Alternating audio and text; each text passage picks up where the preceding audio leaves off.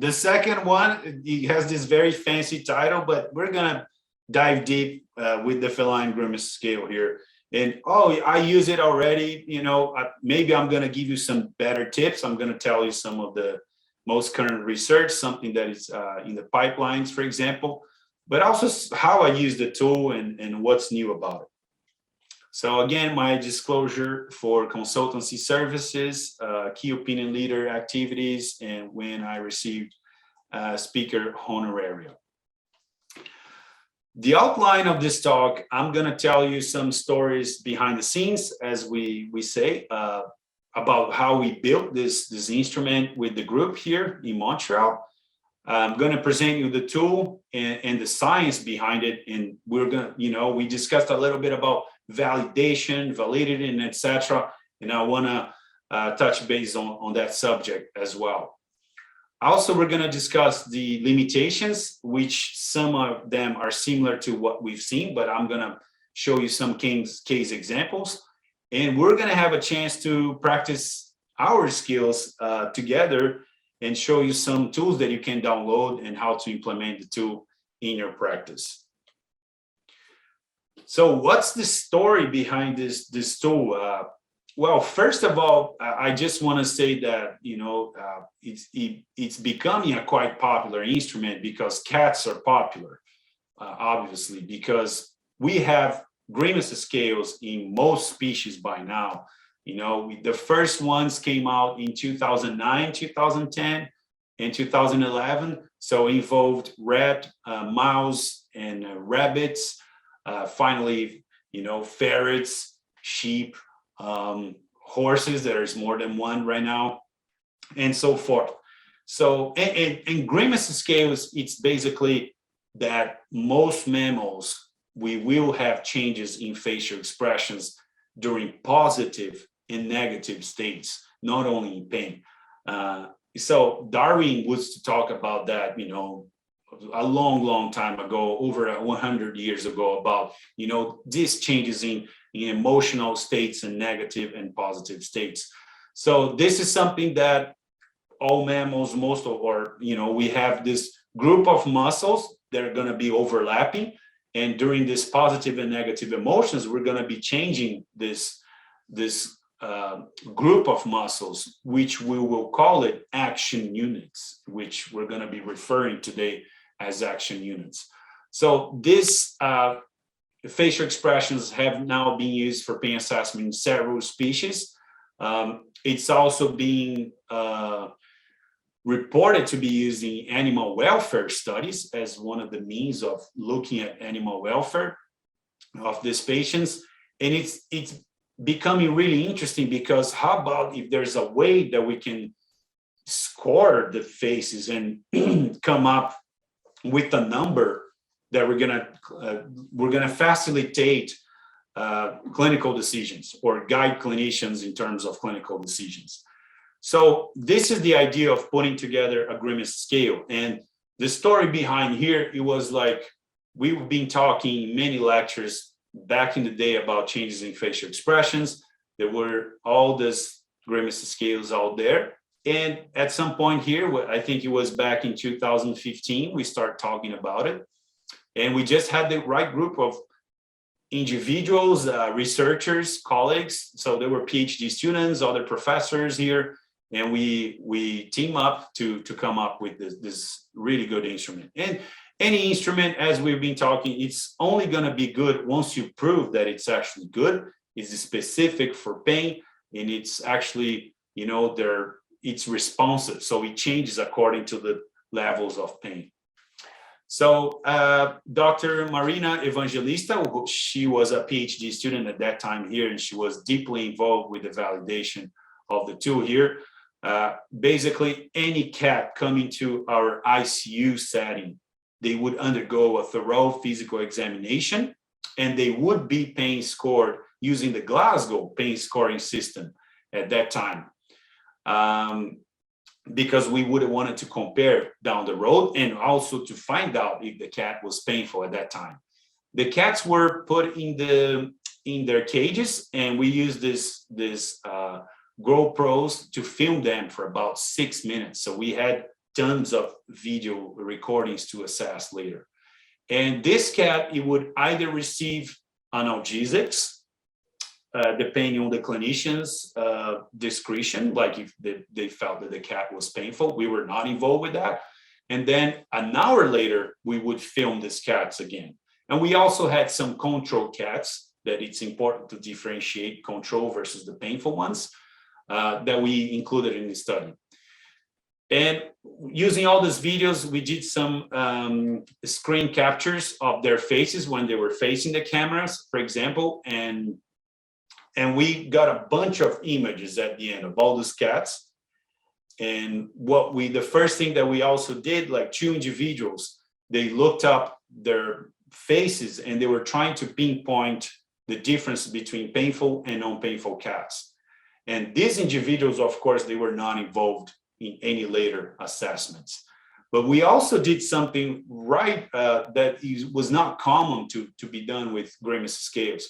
Right away, we start measuring some angles and some distances. For example, as you can see there in your figure on your right, we were measuring the tip of the distance between the tip of the ears.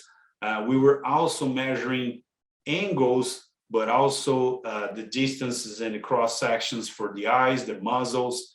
And we noticed that for these action units, eyes, muzzle, and ears, we found a difference in these distances and angles. And we kept going, evaluating these changes in facial expressions, and we came up with this, what we call the 5 action units. So we felt that these 5 action units, and according to the previous literature, were significantly different between groups. And this time, what was somehow new at that time, it was that the Grimace scale in cats included the head position. And these are the new drawings that we developed. So you can see, for example, we're going to talk about how the instructions to use the scale, but you can see what a score 0 would be on your left, a score 1 would be for the cat in the middle, and a score 2 would be in the score in the figure on your right. So just going back a bit quickly. So we got all these images and now we distributed for different raters. And these individuals, they had no idea. It was all randomized. They were just purely scoring the images as they were using these instructions. So what we call the normal cat, the cat in its neutral position, it was when we said that the changes in action unit, they were not present. So they would get a 0. If they felt in the other extreme that action unit was really present, affected, we gave a 2. And also there was an option for 1, either if individuals didn't know if it was a 0 or 2, but also if the action unit was considered to be moderately present. So we had this scoring system, all these individuals scoring the images, and we were able to finally come up with some stats to see how these images were scored between painful and non-painful cats. And we found out using very robust statistical analysis that the scale has over 90% discriminatory ability.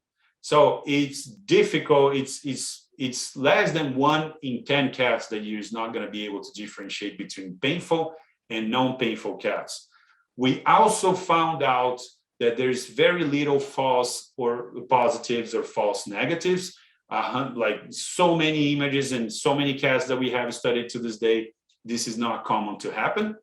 It's also a scale that is considered very responsive because you give an analgesic drug and the scores will decrease.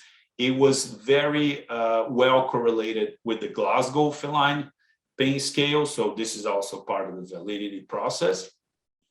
And by looking at all these studies, looking to sensitivity and specificity that, doesn't matter much for you, but we found out that there was an optimal score, that was 4, that would really split these two populations, painful and non-painful cats. And this is done statistically as well, but in clinical practice, this is really good because it guides us in the clinical setting, either if we give analgesics or not. And and also we tested what we call to see if the scale is reliable, for example. So we saw how these different raters, they were scoring these images. They were very, very similar. It was close to 95% reliability. And we also saw how the same individuals were scoring the same images 30 days later. And it was also very similar, it was very good. So, and one more thing that we did before moving on to the scale itself to present you appropriately, we also tested to see, do we need all these 5 action units, or how about if we remove one of them, what happens? So we found out that they were minimally affected by removing one of the action units. So they are all actually important in the scale. This is the original article that was published in December 2019 in the journal Scientific Reports by Nature Publishing. So if you have an interest in reading some very complex statistics, this is where I would recommend it to go. But the goal of the talk today is actually getting all that complex information and presenting you in a very dynamic and practical way. So let's go down now to the scale itself, and I'm going to tell you a couple of things that are not written in the training manual as published in the manuscript and in the website. Hopefully that's going to help you to improve your skills with the feline Grimace scale. Let me get my mouse here. Yes, here. So the first one, it's actually, let's take a look at the ear position. And I don't find, all the studies that have shown that actually ear position there's pretty good consistency among different individuals. So it's not that rocket science or very difficult to see, but sometimes it can be tricky. Let's take a look. So the first thing that I invite you to do is always take a look. Where are you? Sorry, yes, here. So always look at the tip of the ears and the distance between, the tip of the ears. It's something that is going to be very helpful, because when you go from 0 to 1, you see that first of all, the distance is already increased, and it's going to be at almost at its extreme when it becomes a 2. Okay, so this is the first thing that I would invite you to do. The second thing is that if I cannot see anything, the back of the ears, I pretty much know it's a 0.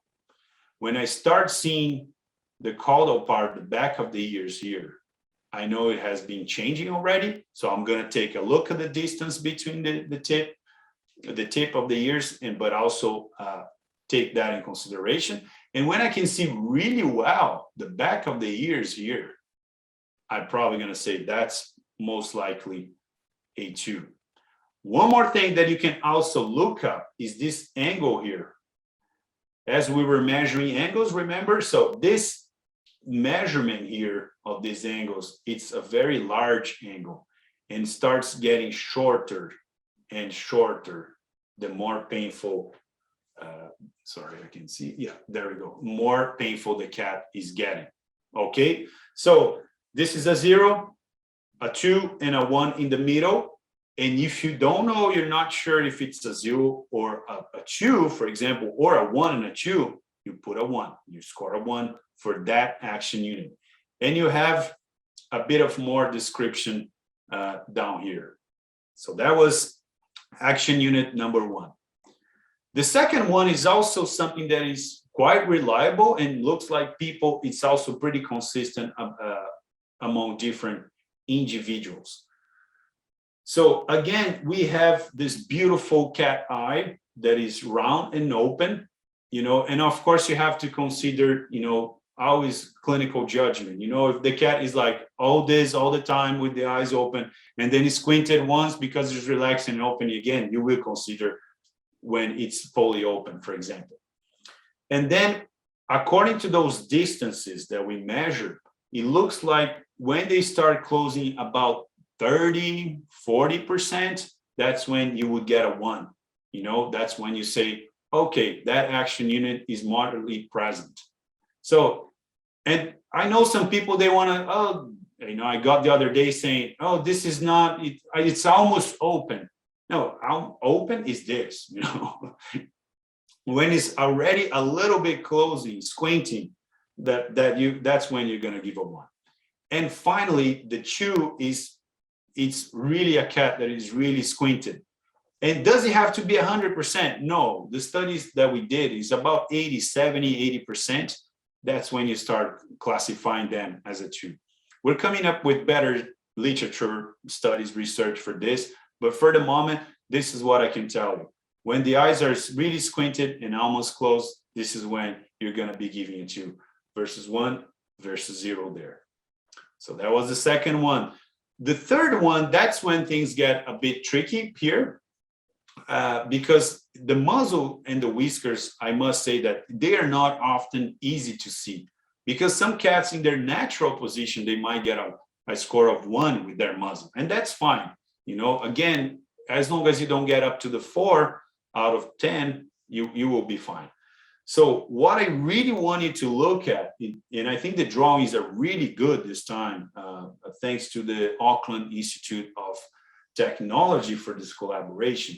So what you really want to look is, first of all, to see if the muzzle is relaxed and what we call the round shape, not what we call, what you look at, the rounded shape muzzle. And what it really helps me here, let me see where my, okay, here. Sorry, so what really helps me is this angle. I hope you can see, I'm not sure if you can see my mouse, but it's this angle here that I'm pointing out on my face. So you can really see if it's rounded or not. And then according, the muzzle is gonna get more tense, it's gonna start getting more flattened, as you can see in the second figure here. So you see that this rounded angle that we had here is no longer there. It's now is getting more and more tension, but also moving towards this elliptical shape that is the number 2 that we see here. So in this number 2, it gets really crispy, gets really elliptical and flattened. And this is what you're going to be looking at. And it's true that some people, they will have a really hard time differentiating some cats between the 1 and the 2, or the 0 and the 1. And that's fine. I think it helps a lot. It's much easier in real time sometimes. But and again, we just have some new literature coming out that the muzzle and the whiskers, they're a little bit slightly less important in terms of sensibility and specificity. But that's, you continue scoring your muzzle as it is. The fourth one is the whiskers. And this is what I would like to, I became an addict to looking at cat whiskers all the time now. So this is also, you will start looking at your cats, you will see a lot of these differences. So the first one, the 0, when the action unit is not present or it's absent, the whiskers are fully relaxed and they're spread out. That's important. They're spread out and loosely curved there. So this is a big difference there. So this is a natural, comfortable cat. When you start seeing the whiskers getting closer together at their origin or their source here, that's when you see a change. Look at those whiskers here and the whiskers at 1. And they can be slightly curved and they start getting straight up like this. And when you go to the number 2, the score number 2, that's when you see the whiskers are getting really tense and they get spiked up at the end. And interesting, they start moving forward and away from the face. But you cannot, mix it up, the 2 with the 0, because it moves away from the face. No, it's still tense and you can still see the spikes at the end, and they're much closer together here at the source, at the origin, versus the 0, 1 here. So this is something also to keep in mind. And the last one is the head position. There are 2 things to be looked at. So first of all, what you're going to see, you're going to put an imaginary line crossing the shoulders of the cat. So there's a bit of imagination where the line is for me, for you, and etc. But overall, we can get it right. According to the studies, the head position action unit is also pretty consistent among different individuals.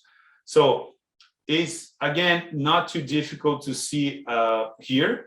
You see the line crossing. If the head is above, is 0. If the head is at the level of the eyes, or the head is aligned, or the shoulder line is aligned with the eyes, you're probably going to give a 1. And if the cat is really retracting its neck, or the head is tilting down towards the chest, that's when you're going to give a 2. And this is very unique of the feline grimace scale. So these are the 5 action units that you're going to be scoring from 0 to 2 with a maximum up of 10. And this is just to show you. See, this is how a cat can change the facial expressions during assessment. And in real-time assessment, this is what you're going to be looking at. So just looking at this figure now, you can see that I can really take a good look at the back of his ears now. Even if it's a white cat, I would probably be leaning towards a 2 for the ears. I'm going to be giving probably a 2 for the eyes. That is probably 80% closed. If I look at right now, look at the muzzle, super tense. You know, that's an elliptical muzzle. It's not rounded. So that would get a 2, but he would get a 0 for head position because he's probably so bothered that he cannot move. He's set down in that position. And for the whiskers, maybe it's a bit difficult to see. I would probably give a 1 at least to those whiskers. And I'm sure people might say, oh, that could be a 2 because it's moving rostrally. That would be fine too. The most important thing is that we would probably get to the same outcome at the end, saying that this cat is painful enough that requires rescue analgesia. So, and we're talking about many image assessment here. How about if we talk about how about real time? Can we rely on real time assessment with the feline grimace scale? So we did a study that we compared the scores in real time versus image scoring, and we found that they were almost identical. You know, real time slightly overestimates image assessment, which is not a bad thing. If we want to overestimate, I would say let's slightly overestimate in real time than in the image scoring. And this is also the results that we talked about before, about the influence of sedation with acepromazine and buprenorphine. The scores for the eye position, they were different between sedated versus non-sedated cats, but the FGS total scores were similar. So you don't have to worry that acepromazine with an opioid is impacting your pain assessment, but we don't know with other drugs or anesthetics. If we talk about the feline orofacial pain assessment, again, this is just to quickly remind you what we just discussed, that we also is the first tool that we actually validated for pain assessment in cats undergoing dental extraction. So for me, I'm very pleased to know that we can now rely on something that it's actually was specifically looked into for this type of pain in cats, which is a huge part of our clinical work that we do on a daily basis. So this is something that you can also use. And again, if you're not here during the first talk, if you're back now, this is Arch, the same cat, you know, before surgery, showing that even with chronic pain, gingival stomatitis, they don't show changes in facial expressions, but they do change after dental extractions and also after rescue analgesia with an opioid. What's really exciting that I feel about the feline grimace scale, which is also very unique, is that we decided to go ahead and test it not only with veterinarians, but using veterinarians, let's say, as a gold standard in terms of pain assessment, and also comparing the image with cat owners, veterinarians, veterinary students, and also nurses, technicians. So we wanted to really know, can we take this tool? Is it simple enough that we can now talk about that with the cat carrier, for example? Can the cat carrier use it in the home environment, for example? Or can we rely on vet students who are working for us in our veterinary teaching hospitals or when we're teaching them? And most importantly, the veterinary nurses and technicians who I said, a lot of the times they will be the first line and extremely important in pain assessment and making a difference to our patients. So this is really good because what we found in terms of the results of that study is that we got really good inter-rater reliability.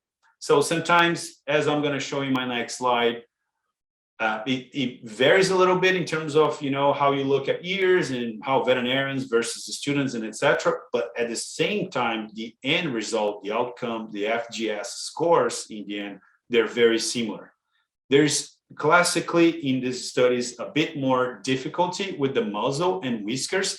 They don't have the high reliability. So different individuals might see muzzle a bit more different than and whiskers than had the eye and the ears position, for example.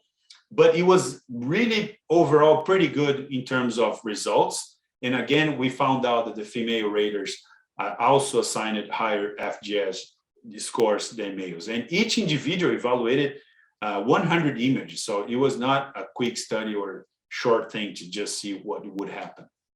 And this is just to show you quickly what happens when each single action unit was reported for reliability.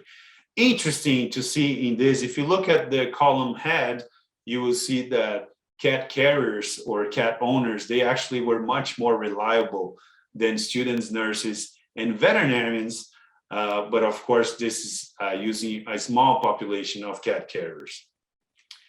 So someone was asking me, you know, which pain scoring system would you use it? I'm just going to throw it out there after all these studies and talks and etc. that we have a very decent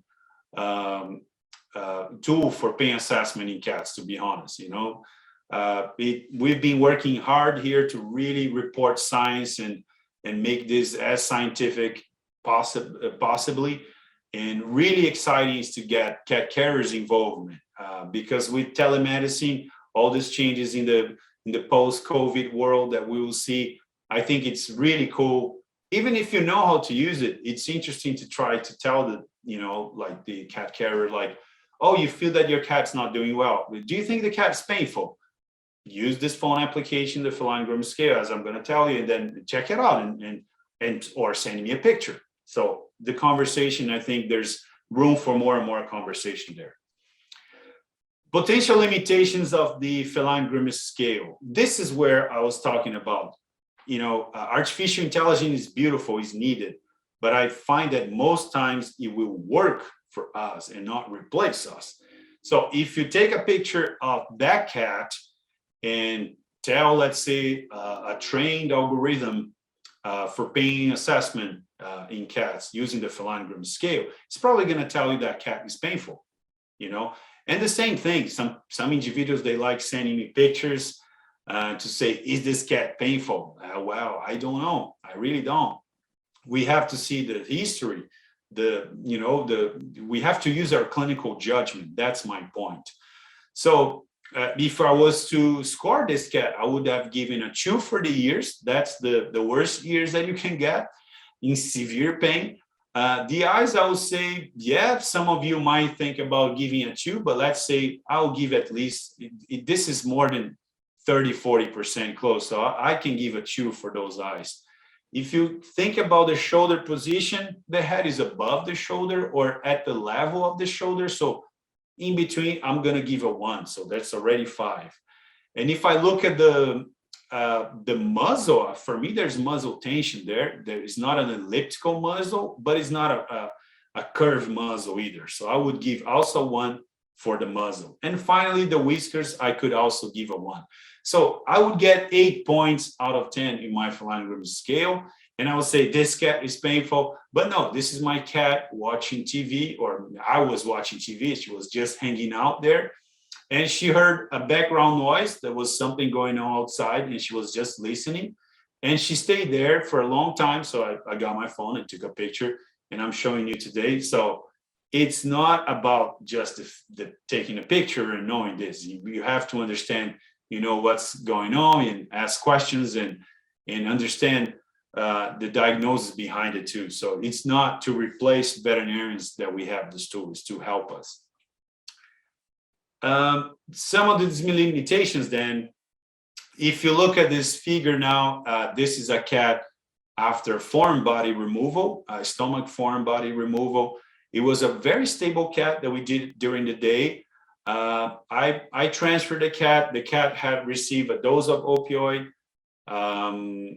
He was a dose of, he received bupivacaine intraperitoneally, and he was also on a CRI of remifentanil at that time.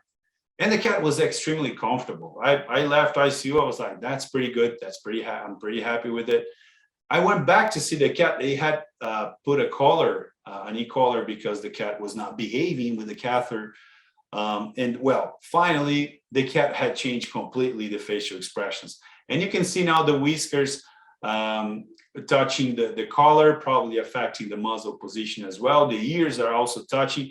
And the cat was squinting out their eyes. And I was like, is the cat now painful? So I removed the e-collar, and the cat was back to its normal behavior, and so on. So that's just to see like what we do may also influence the way that we pain assess these cats.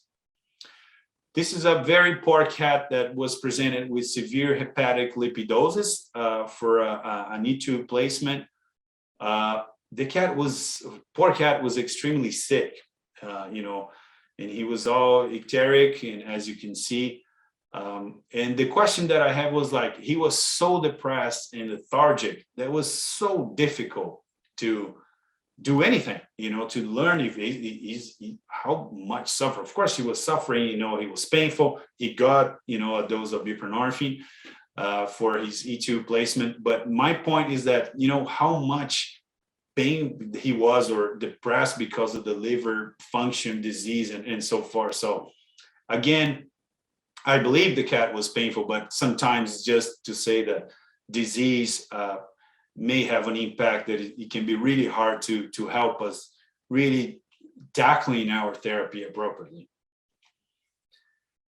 The classic question that usually comes up at some point is the brachycephalic cats. They are unfortunately more and more popular now with this new years that people think they're cute in social media. That's a very hard call to make. We don't have a study specifically looking to that. But what I can tell is that the original validation study involved actually cats from brachycephalic breeds. So they weren't involved. But for example, let's take the individual now and take a look. So if you look at this cat, he was like that before and after his also E2 placement. He was probably, sick already, and etc. So, but it's very difficult to differentiate if this patient, how much pain he had and so forth. So if you look at his muzzle, look at the anatomical landmarks, it's completely disrupted, and it's all over the place. So he could be on his happiest days back in the day, the grumpy cat, and if you start just pain scoring him with the Feline Grimace scale, you would get pretty high scores there. So something to also to consider. What we tell people or colleagues or patients is not patients, but the client, that perhaps it could be using a natural photo, like to understand what's the natural state of those landmarks and action units before anything else. This is the case again. How will you perform your pain assessment in patients that are extremely shy, that the ears are already affected? There's muzzle and whisker tension already, the head position is affected. Again, huge limitation that we have to take in consideration and use good judgment, as we discussed before. Finally, this is our also very sick cat that is waking up from anesthesia on an oxygen chamber. Very hard as well to pain score this type of patients. The good news is that all these limitations that I talked about, they're going to apply for a very small portion or part of your population. So this is something that, these are mostly exceptional cases. So bear with me, we're almost done here for your long day. Thank you so much for staying. And this is the part that I would like to invite you to play along wherever you are, whatever you're doing, hang in there, and let's practice our skills. So I'm going to present you like 3 or 4 cases only, and we have the chance to score together. And I'm going to finally discuss the scores that I would have given, and you can compare with yours. So this is a cat. So take a look. Start like the way that I do it is I start from up to bottom. So I go ears, eyes, muzzle, whiskers, and head. That's fine if you want to change your order, but this is usually the process that I go through. So if you look up the ear position, think about the score between 0, 1, or 2. And remember, see the tip of the ears, see this angle here that we discussed, we talked about.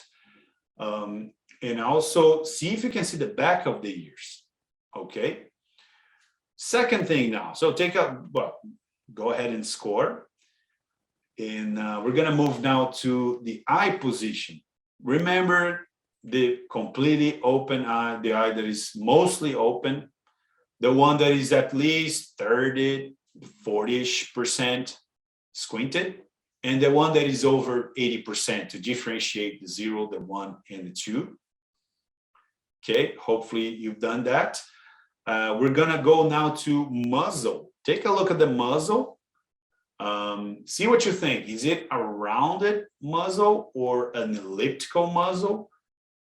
Take a look at that little angle between, just ventral to the nose here. See what you think. Now let's move on to the whiskers.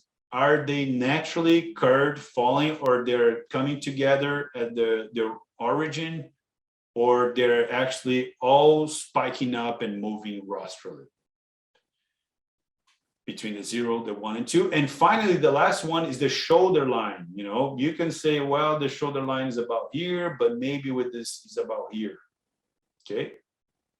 And this is how I would have scored this cat. I would have given a 1 to the ears. I don't see much of the back of the ears. I gave a 0 because you can see, oh, well, it's slightly squinted. It's not to that 30% mark that we talked about. So I think we can give a 0 to this cat. I really felt this was a very elliptical muzzle. So that's the reason why it got 2. The whiskers are not that bad. It's still like curved but I just felt that they were really coming together here at the base. So I gave a 1 here, but they are not moving forward. So I wouldn't give a 2. And I consider that my shoulder line was about here for the left arm. So the eyes and the head were pretty much at the level of the shoulder line. So I gave a 1. This cat would have got a 5, and meaning that he should get, or she should get rescue analgesia. And this is the case that I say use clinical judgment. For example, if you think that this cat is just stressed out because there's no reason to be in pain, he's just in for his vaccines, whatever, or this is where I tell you to use your clinical judgment, and perhaps in half an hour he's going to be more acclimated to the hospital and all that. He has a box to hide and all that, and it's going to be easier to see. Let's take a look at this one now. I'll give you some seconds while I drink my water to score the cat.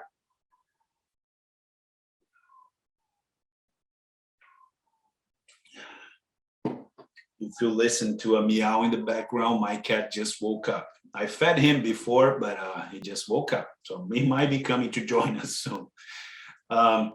So take a look at the ears. And we have to take in consideration that some of these cats, they might have their natural ears positions like this, but take a look. I don't see the back of the ears by any means. When you see the ears, Do you see that it's about at least 30% closed, starting to squint? When you go down to the muzzle, look at the natural muzzle, the rounded, the circle muzzle, or the more elliptical muzzle. And finally, take a look at the whiskers. Are they coming together? Are they naturally falling? They're curved. And finally, the head position, if you consider like a shoulder line about here, okay, and how much you would have given. And that's absolutely fine if we don't get exactly the same numbers every time. It doesn't mean that you were better or worse than me or anything like that. The most important is that we were probably going to get most likely to the same numbers at the end. So I gave a 1 for the ears because I felt that I don't see the back of the ears, but I felt this angle here is affected and the distance is increased. Okay, this is why I gave a 1. But I understand some people just decided to give a 0, but if you didn't know, you should have given a 1, for example. I gave a 1 for the eyes because it's partially squinted now. It got a 0 for muzzle because it's really beautiful. It's really curved. That angle, ventral to the nose, is the classic beautiful cat's muzzle.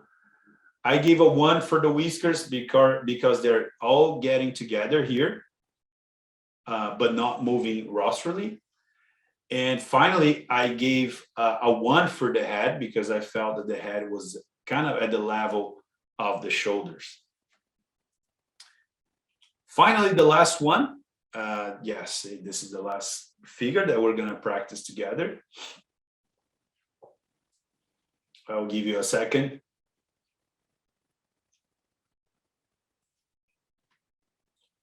So if you look at the ears, I can see the back of the ears big time. The distance is really increased. The eyes are pretty much fully squinted. I see the way that I see the muzzle is I see a very elliptical muzzle. And now take a look at the whiskers. What we talk is not only together is spiking up, but also moving rostrally from the face. And you have a head position. Remember the head position that the chin of the cat is going towards the chest. So that's the classic number 2 score. So this is the classic example of a figure of a cat that would get 2 in every action unit with a total of 10, showing that this cat was probably in severe pain. You got all this information now. What do you do from here? You want to incorporate this into your practice. There are several different ways of doing so.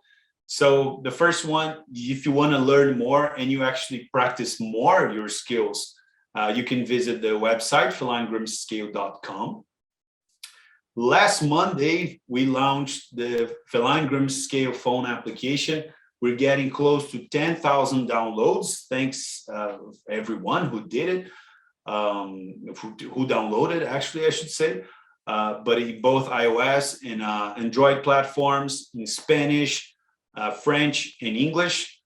And this maybe is not for you. Maybe this is, if you feel comfortable using the Feline Grimace Scale, you probably not need the app. But this is also for to tell your clients, like, oh, keep me posted if your cat is painful and you can learn how to use this. So the website and also the phone application, they will teach you how to use the Grimace Scale. Hopefully you won't need it anymore after this talk. But you can also have different resources that you can, in the website, download and print a training manual that we're working to revamp it right now with the new illustrations that I showed you. What people have been doing is printing and laminating the Feline Grimace Scale fact sheet that has not only a summary of the training manual, but also, you know, when to use it, how to use it, and by who, etc., etc. And also remember the limitations. So this is the website that you can, you know, in 9 different languages, that we have a group of volunteers and friends, colleagues who have been helping us.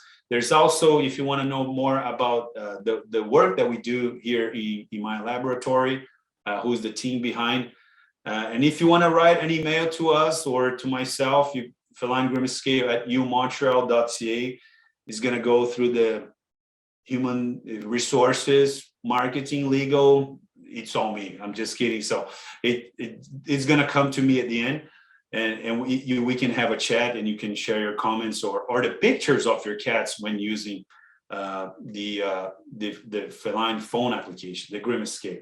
So this is just what I was talking about. That is both available now for you to download in the website, and this is great. So again, thanks for sticking around. Just again, at the end of this, as part of my conclusions, what I would like to tell you is that this is not only about pain assessment or pain management only.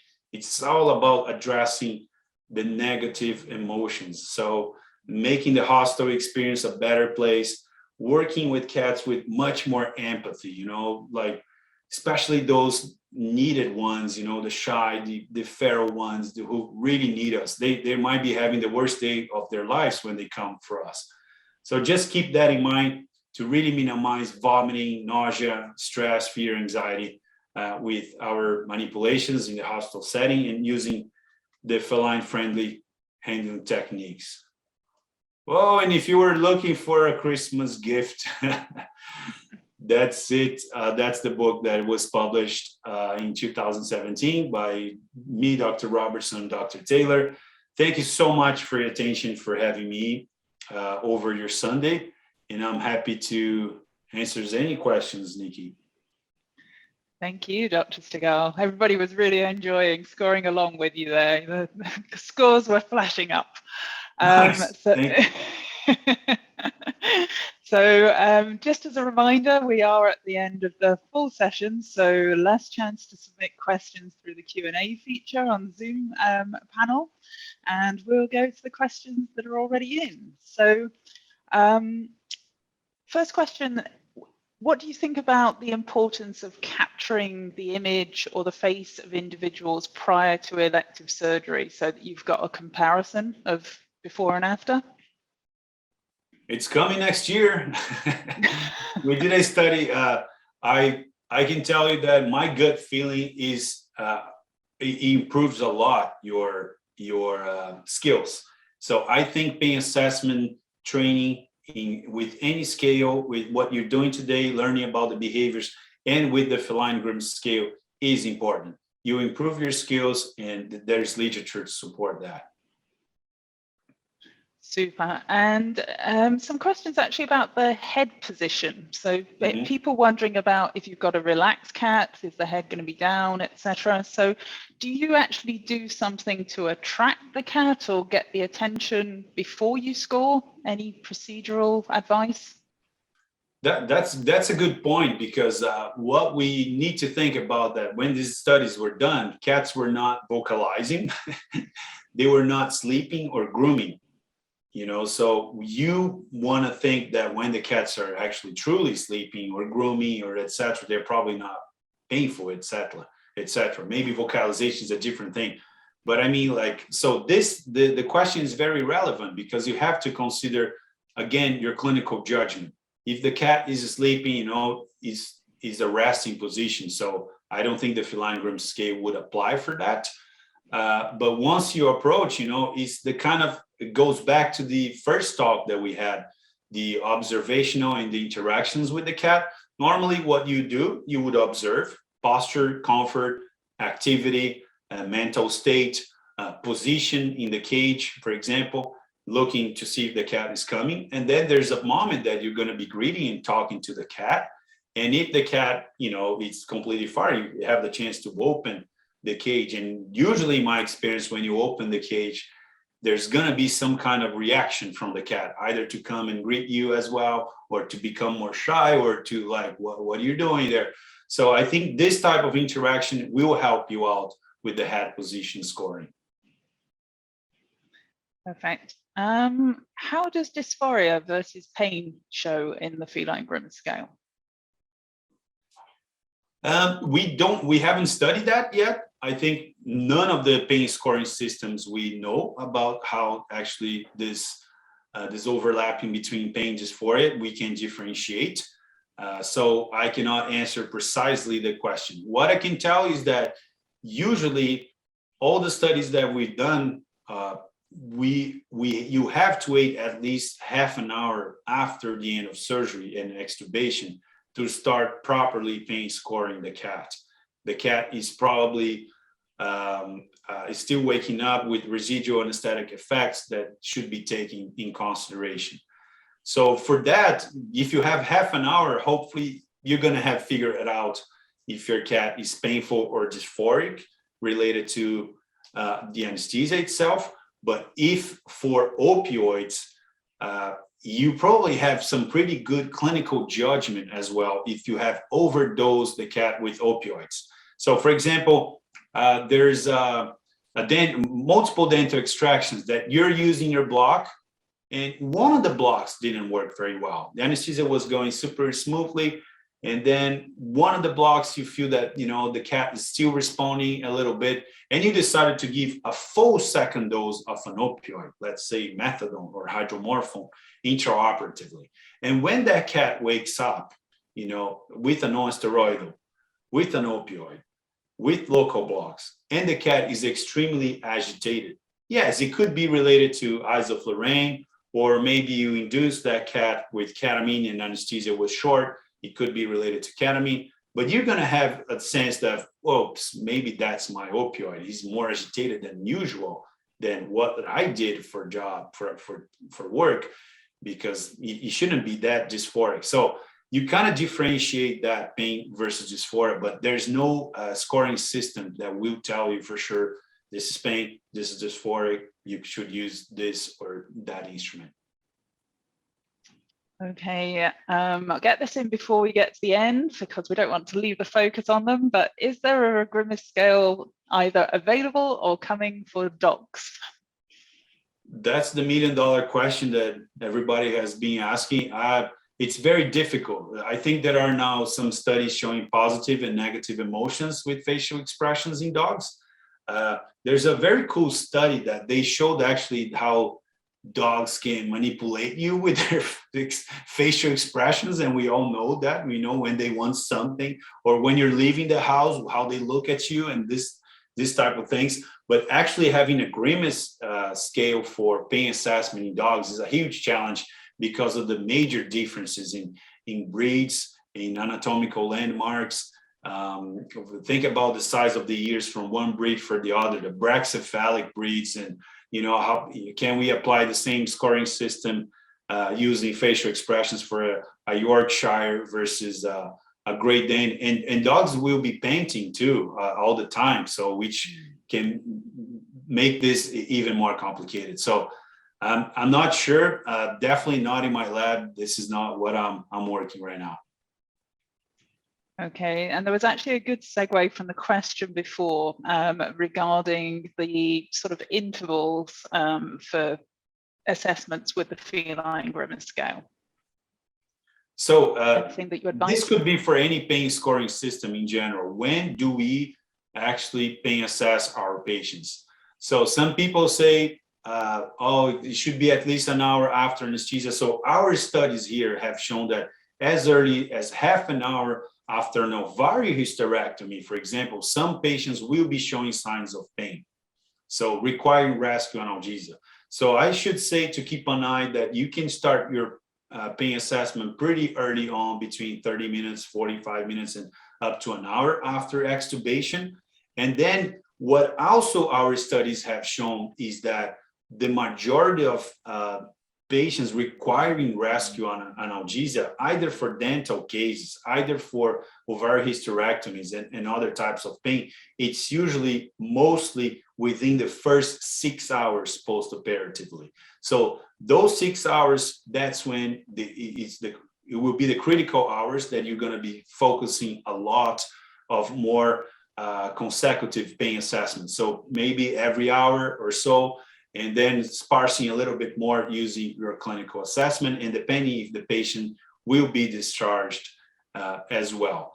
So this would be my advice, but you should also consider that a cat that is happily sleeping, you know, is like, you know, you look at the position as we showed you today, and he's very comfortable.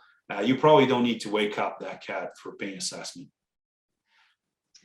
Okay, got an attendee wanting a little bit more of your thoughts and your experience with shelter cats regarding the scoring system. Well, the good news is that we're getting up to 1,000 patients included in our clinical trials in my group, and they are all shelter cats. So all this research that you've seen with dental pain, all the studies mostly validating the feline Grimace scale, everything that is mostly published in my lab, opioid-free anesthesia and all that, they're mostly shelter cats. So this is all applied in shelter cats. I think, you know, if we're talking about general population, most of the shelter cats, they're manageable and all that. So the feline Grimace scale is very applicable.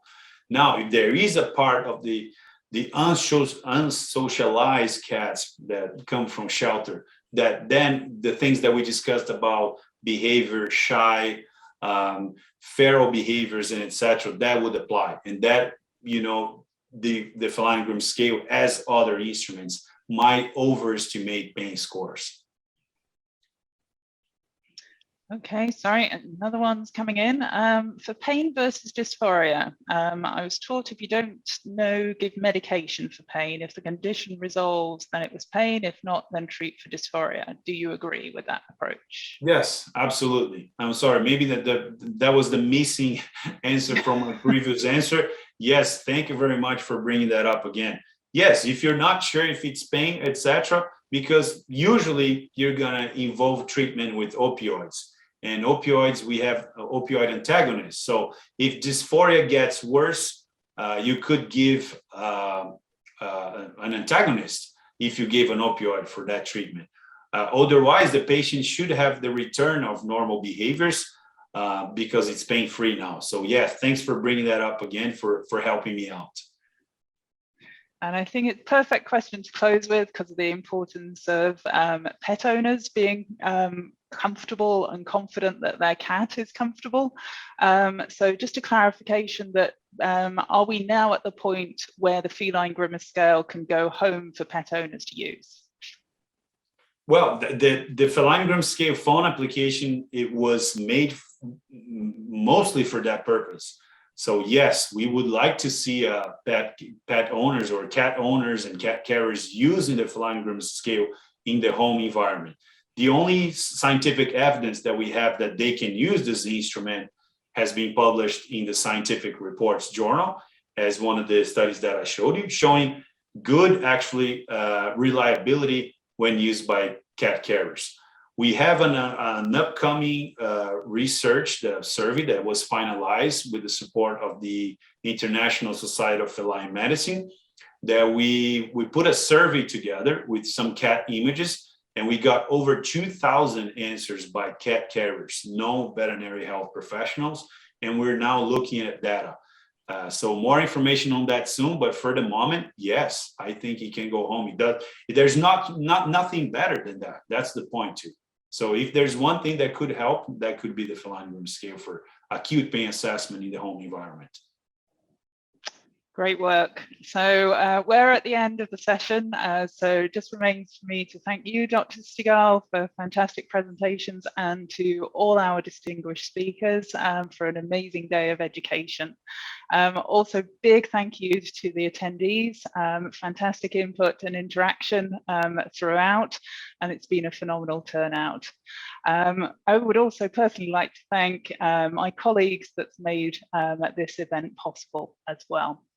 If you have any questions, please feel free to contact your Elanco representative, and please enjoy the rest of your day, evening, night. We've had so many people from all over the world this session that just, yeah, enjoy, and goodbye from us.